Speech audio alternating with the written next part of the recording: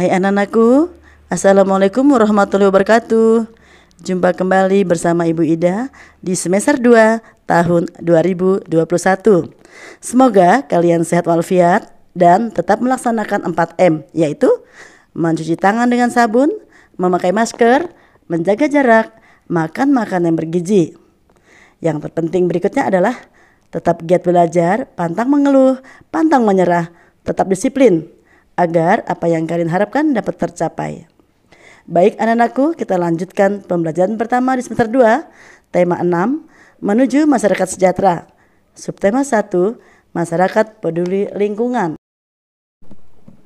Dengan kompetensi dasar dan tujuan pembelajaran sebagai berikut.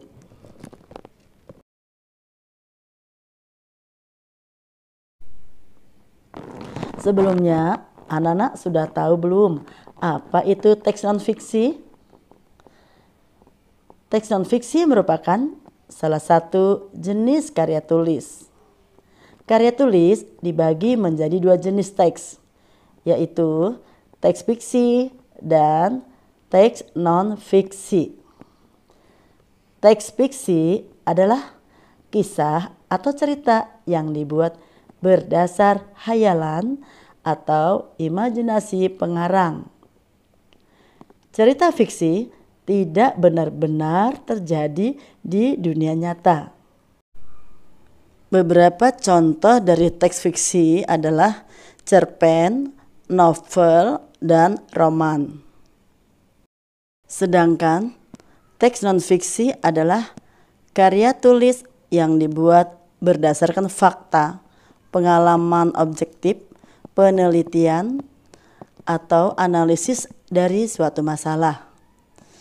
Beberapa contoh karya tulis teks non-fiksi antara lain adalah ensiklopedia, artikel, berita, tulisan sejarah, karya ilmiah, kamus, skripsi, dan biografi.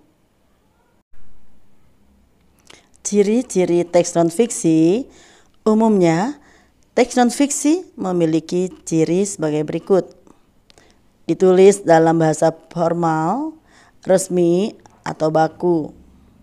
Kemudian, menggunakan gaya bahasa denotatif atau memiliki makna sebenarnya. Disusun berdasarkan fakta. Ditulis secara urut. Merupakan temuan baru atau penyempurnaan temuan lama. Tujuan mengidentifikasi teks non-fiksi.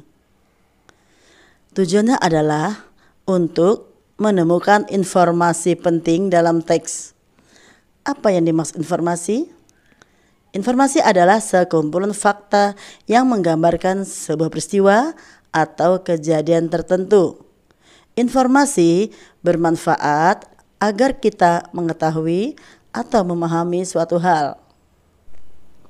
Berikutnya, tujuannya adalah mengetahui gagasan utama suatu teks, kemudian menceritakan kejadian nyata, dan menceritakan biografi. Bagaimana cara mengidentifikasi teks non-fiksi?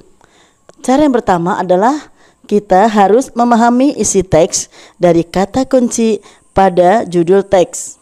Yang kedua, membaca teks dengan seksama dan memahami makna setiap kalimat pada teks. Kita bisa membacanya 2-3 kali agar lebih paham. Yang ketiga, mencari kalimat utama.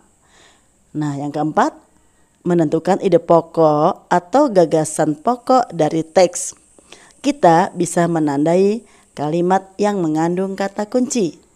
Yang kelima, kita bisa menggunakan kata tanya apa, kapan, siapa, di mana, mengapa, dan bagaimana untuk mencari tahu informasi penting dan menyajikannya dalam kesimpulan. Mari kita lihat contoh berikut. Dari judul pentingnya menjaga kelestarian hutan. Kata kunci apa yang terdapat pada judul tersebut? Yang pertama adalah penting. Maknanya utama, sangat berharga. Kata kunci yang kedua adalah menjaga. Maknanya merawat, melindungi dari bahaya. Kata kunci ketiga kelestarian. Maknanya mempertahankan kelangsungan. Kata kunci terakhir adalah hutan. Artinya tanah luas ditumbuhi pepohonan. Dari judul tersebut dapat kita memperkirakan informasi apa yang terdapat dalam teks. Contoh, perkiraan isi teks adalah yang pertama menjelaskan manfaat hutan, yang kedua menjelaskan cara menjaga kelestarian hutan.